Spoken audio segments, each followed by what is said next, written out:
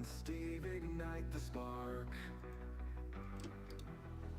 Dive deep inside. We are live, Mark. Live. We are back and live with you guys today. Thank you guys for joining us here on Kentucky Talks. Mark and Steve are going to bring some news. We're going to talk a little basketball. We're going to just get into all around what's going on in Kentucky today. So that is so right, Mark. From legendary teams to unforgettable moments, Kentucky's contributions, and to college basketball are immense. It's a source of pride for many Kentuckians, and I'm excited to get into it. That's awesome, man. So let's go right up. Let's go right in. So Kentucky plays tonight. Yep. At 7:10 p.m. We're playing Troy. Again, forgive me. I've lost what Troy's mascot is, but they are. I'll look it up for you. Go ahead. They are on tonight. It's we should have the full allotment of the available players, but Jackson Robinson is out for the season. So is Kirk Risa. But important for us right now is having Lamont Butler back. So Lamont Butler will be in the lineup tonight. He's expected to be, and barring any other injury, he thinks we should be pretty much full bore. T. Roy, the Trojan. The Trojans. It makes sense. T-Roy, Troy. I wanted to say Trojans, but I wasn't quite sure. I saw T-Roy. I saw T-Roy over there wearing that gladiator costuming, looking real good out there. I'll tell you. I'll see. So I'll tell you. I put it in my bracket. Have you put it in bracket? Did you do any brackets? I don't know if you know, Lucinda's on our team here at the Messenger Studios and the Messenger newspaper, and she said, okay, I got a team. She does this whole presentation. It's amazing. I got to fill out my bracket and get it to her, but she said she's already included the brackets that have won, so I'm a little late. I don't get to win the Elon Musk thing, but I'm going to be a team player in the vibe of the office and make that happen. But as we get into the first segment and we get into some more of the NCAA and the tournament, did you hear about the Kentucky man who becomes an instant millionaire? I did not hear about Kentucky. That. I read about it a little bit ago, but it's that's pretty interesting. He won on a scratch off a $20 casino. Was it called Casino Nights? Casino Nights, and won the $1 million top prize. Evidently, the lucky winner is trying to. It's a Henderson County man. So it's not anybody in Meade County. I just wanted you to know. Henderson's not far. No, it's not. But it's And it's like Henderson County is like, what is that, Owensboro area or something like that? Well, Owensboro is actually Davies, a little bit further south. It was a $30 ticket. You paid $30. Oh, I thought it was $20, but okay. It's a Casino Nights ticket for $30 at Ideal Mart on South Green Street in Henderson last month. Anyway, so his name isn't out there. If I won a lottery ticket, Mark, I think I would be going to I would go and get a trust. I'd get it all set up. I'd go put a safety deposit box at the bank, and I go put that in the safety deposit box so it doesn't get mistakenly lost or misplaced. Right. All right. I would go meet with my attorney, get a trust set up, and I would instantly have the trust act on behalf of the lottery ticket, and then I'd fill out the back of the lottery ticket to match the trust, right? So that I wouldn't have to announce all of that. I think I'm with you. I think that the number one thing that I'm not sure, but if you read the rules, it says when you actually turn it in that you have to give the ability for your name and image to be used in advertising. So there may not be a workaround like that. A corporation cannot win the lottery. So it may not allow you to win through a trust. I don't know. But that's what a lawyer comes in for, right? That's where the lawyer comes in. That's exactly right. But still, I'm with you as far as you trying to put put it into a hands, get a trust attorney, let them look at it, see how it works. Because I'm with you as far as that's how I would handle it. I would put all the money into a trust. I would pay off all my debt. Put everything else into a trust, and then and because when you put something into a trust, that it goes beyond you and your lifetime. It continues into the future and helps your future generations. Yeah. Generational wealth is what they call it. Yeah, exactly. Generational wealth. And so if I had it all to do over again, I would have bought some land. I would have started a trust much earlier in my life. And well, I trust you. I trust you too. But you have to. But that's what it's about. I mean, there are ways. So if you win money out there, there's other ways of dealing with this money than just getting it, putting it in your bank account and spending it. It's there's ways for you to work through to make sure you pay. You're obviously going to pay your taxes up front, but once you've paid those initial taxes.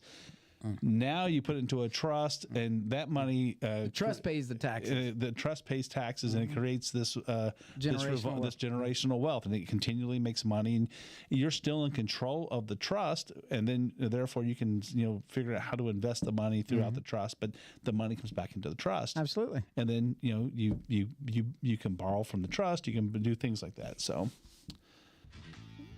oh, there was. Going into our next segment. That's you. You're up. So the next segment is sorry about that, guys. I might get off my notes there. So the next segment we have is the Kentucky Wildcats. We're staying on that trail. So the Kentucky Wildcats tonight will play at 7, like I said, 7:10 against the Troy Trojans. And we have we do expect that Lamont Butler will be back playing for them, and. This is in the round of 64. We were talking about that earlier. The round of 64 is it's a kind of a newer name for this round. Several years ago, in the early 80s, they changed the tournament from to a 64 team tournament, and so the first round was 64 teams. So we're 32 games. So several years ago now, I don't know, it's probably been 10, 15, maybe 20 years ago, they added in the first 4. There was such controversy about who was left out of the tournament. They added 4 teams to allow to have a play-in for those final 4 spots. Right. So they picked 60 from they picked all the conference winners, and then they had the at-large, and then they picked an extra 4 at large, and said, okay, we're going to pit these teams together. Whoever wins would be so basically the first 4 in and the first 4 out are going to play to see who gets those spots. Right. It's made it interesting. It actually starts the tournament on a Tuesday rather than the Thursday. So you have 2 games on Thursday, 2 games on Wednesday, and so on. It's interesting, but along with that meant that we had to change the name of the rounds. So it went from a round of 60 from the first round to a round of 64, right? Because technically the first round is those first 4 play-in games. You want to hear that? Yeah, winning my team. What's up? All news can't be good news, though. In the news, that's the news across the nation, though, Mark. There's some bad stuff happening in Kentucky, too, right now. Like what? The thunderstorms, man. Yeah. All of that news that went around, including a devastating hailstorm that caused significant damage to homes and businesses and vehicles, those things leave a lot of destruction behind. We're in the same storm time frame. We're hoping the Kentucky Wildcats bring a storm on the floor, but we've got things to deal with here locally, too. Yeah, so it is this time of year. We talked about this on our last show that this time of year is very, very. We take our weather very seriously here. We've had a couple storms move through the last couple of weeks with some hail, some high winds, and that's typical for this time of year, especially in Kentucky. And really and truly, it's probably going to continue. But we've had so we're wanting people to make sure that they are safe. Make sure that you have a plan so that if severe weather comes up on you, that you know exactly what you're going to do, what part of the house to go to. Do you have a radio or something so you can get some information and things like that? So be careful out there. The house and things. The most important piece is to keep you and your family safe first. Right. Then worry about what's going on with your house and such. But that's what insurance and things like that are for. And you and I talked about this on the Friday before that, those storms rolled in. Be prepared, be safe. But the impact is just so devastating. It is. And I know that in Kentucky, that's one of the things I love about this state is that we do a great job pulling together Christian groups, the just communities all in general, and they just really come out and help. It doesn't matter how small it is. It's like if you have and I'll give you a little bit of an example. We had a need at church just the other day, right? We on last Sunday we discussed that. Hey, we had a late addition of food coming from Feeding America or what have you, but they had to be here on Monday. Normally we get our food on Tuesdays and stuff. I probably should have went through that line, man. I'm telling you what, this grocery bill is killing me. I'm telling you, grocery bills are. I mean, it used to be. We'll get into that in a second. But let me finish my example. Yeah. So we had this. So we had a need, and just by asking. They had so many people. I almost had to turn people away to come help. Wow! And that's what it's like to live in this community in Kentucky in general. Is you asked and people showed up to help. That's right. Just to unload pallets, make sure the food's ready to hand out on Tuesday, and then people came back on Tuesday to help. So that's awesome. It is. But you were saying. You were saying about the grocery bill. It's like, oh my gosh, it's like we go that and the electric bill. The electric bill's been high this year, and the grocery bill's been high this year. So the electric bill is about usage. We can do a segment on why electric bill is up. My electric bill was up, but I've lost the panel off my house. One of my solar panels is not functioning, so. That takes off about 300 watts of power, all day long. So that all adds up, and next thing you know, you're paying for that. Plus, the business is out of the house and stuff, so we use a lot of electricity anyway. But this winter, we got hit with our biggest bill in several years. So, and it wasn't. Wasn't too bad, but it's it wasn't as bad as other people have, but it's still pretty bad. I'll let you take us in the next segment. So the next segment we have up is the GOP lawmakers, and have Kentucky GOP lawmakers in conversion therapy. Kentucky lawmakers have voted to protect conversion therapy, a practice considered controversial. So this decision has generated lots and lots of tons of controversy. Yeah. And what it is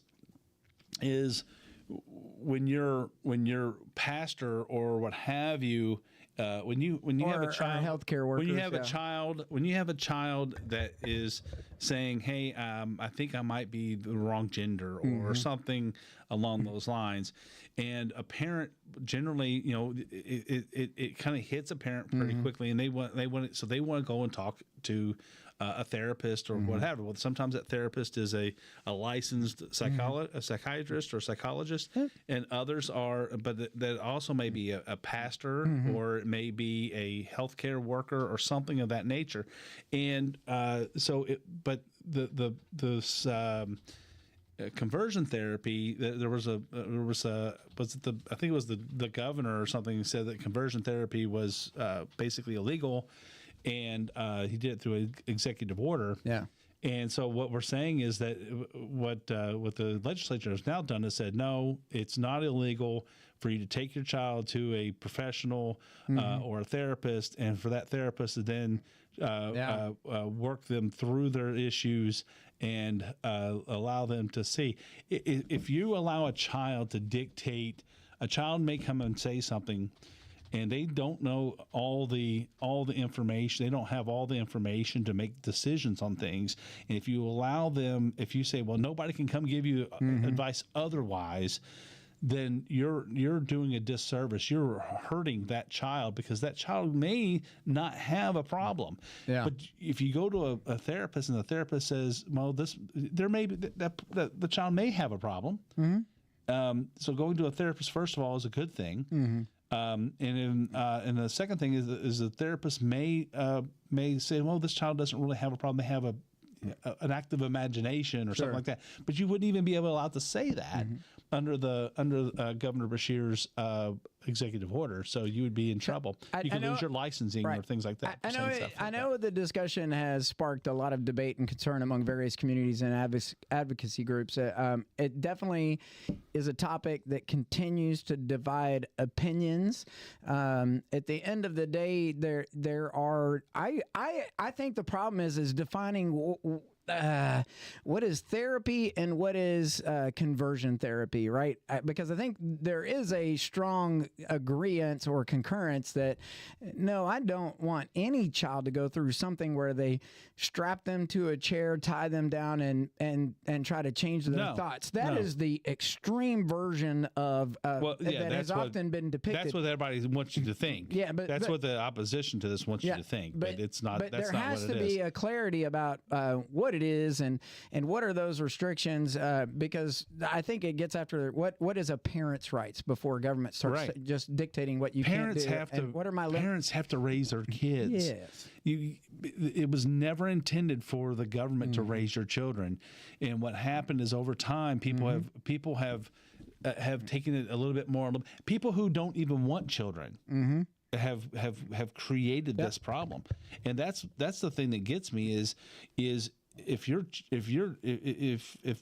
there's the same people who are saying that we are overpopulated and we need to reduce our number of children so they don't have children are now telling us how to raise the children that we have, and the reason is because they can't raise their own children because they've made a vow not to have children. So now they want to have it both ways. Clearly, there is some divide, right? There absolutely is some divide. I don't know. This next topic is definitely up your alley.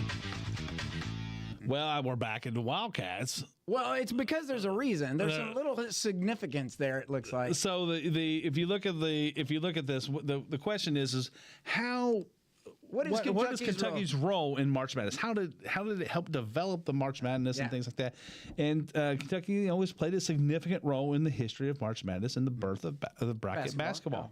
So Kentucky's contributions to college basketball include legendary teams and unforgettable moments. You had the Duke, the great Duke. You Kentucky always game. Duke Kentucky. You always go to that, and then the shot. I remember I was at my uncle's house in Ohio. And from that point on, I hated if I had to travel to if I was traveling at this time of year. Maybe call it a little superstition or whatever, but I did not like watching the tournament away from home. You wanted to be glued to your TV. I want to be not just glued to the TV. Come out here, everybody screaming in the neighborhood. But it's a little bit of a superstition. It's like Kentucky. I felt like if I was at home, Kentucky was going to have a better shot at winning. And of course, it's just silliness. But in reality, that was back in 1992, I think. It was. Yeah, it was 1992. 103, 102. That's right. That's right. There's not a Kentucky fan that can't tell you why they hate. They can't tell you why they hate Christian Laettner. So. Yeah, because who hit the shot to go up? Who hit the shot that put Kentucky up 102-101 was Sean Woods. Yeah, and then Christian Laettner with 2.1 seconds left. We all know it's ingrained in us as Kentucky fans. We know what happened. But 79-foot inbound pass down the court, which Laettner caught, and then we should have put somebody on the inbounder. I'm telling you. Yeah. Grant Hill's the one that passed it to Christian Laettner, and it was just a baseball pass. He caught it around just outside the foul line and took a dribble to the right, turned to his left, and put up a pop. It was and won at the buzzer. I mean, it's one of the greatest moments in college basketball history.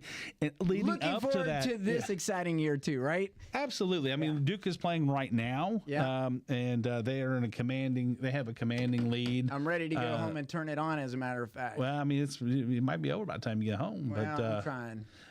So right now, Duke is up.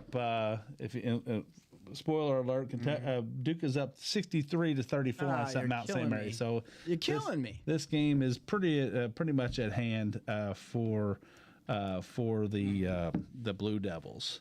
If you want to talk about other things going on right now.